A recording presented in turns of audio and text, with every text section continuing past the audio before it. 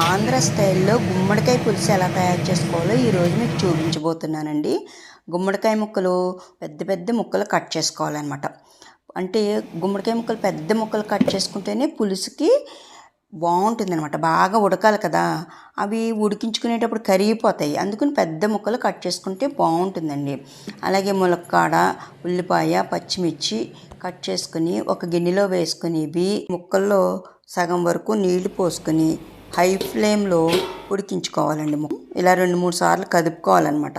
కలుపుకొని చక్కగా పసుపు, కారం, తర్వాత ఉప్పు తగినంత వేసుకొని బెల్లం వచ్చేసరికండి చాలా ఎక్కువ పడుతుంది అనమాట ఈ పులుసుకి. బెల్లమే రుచి ఈ పులుసుకి. కొత్తిమీర, కరివేపాకు, చింతపండు పులుసు ముక్కలు ములిగేంత వరకు ఈ పులుసు పోసుకోవాలండి గిన్నెలో. బెండకాయ ముక్కలు, వంకాయ ముక్కలు వేసి ఉడికించుకోవాలండి బాగాను. ఈ పులుసు చాలా రుచిగా ఉంటుంది అన్నీ వేయడం ద్వారా.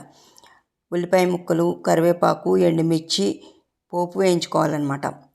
ఆవాలు, జీలకర్ర, కొంచెం ఇంగువ పొడి వేసుకుని బాగా పోపు వేయించుకుని పులుసు చాలా రుచిగా ఉంటుందండి. ఈ పోపుని పులుసులో వేసుకోవాలన్నమాట. పులుసులో వేసుకుని బాగా కలుపుకుని వడ్డించుకోవాలి. చాలా చాలా టేస్టీ పులుసు రెడీ అయిపోయిందండి.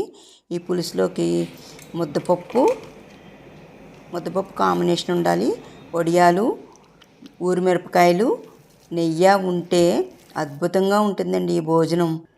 మీకు నచ్చితే లైక్, షేర్, సబ్స్క్రైబ్ చేయండి.